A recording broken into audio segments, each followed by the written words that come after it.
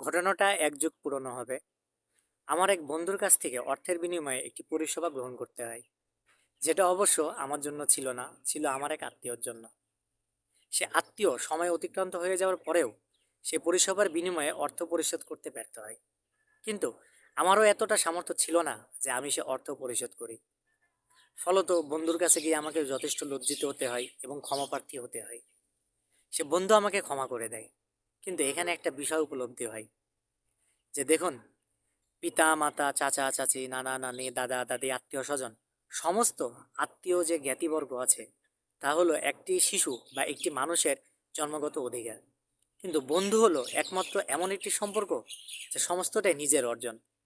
এই অর্জনটা খারাপের দিকেও যেতে পারে, ভালো দিকেও হতে পারে, সমস্তটাই এর জন্য দায়ী নিজে।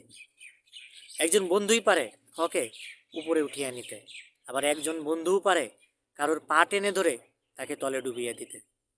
এক্ষেত্রে আমাদের সবাইকে সচেতন হতে হবে, চেষ্টা করতে হবে সৎ এবং ভালো বন্ধুকে নির্বাচন করা। ভালো থাকবেন।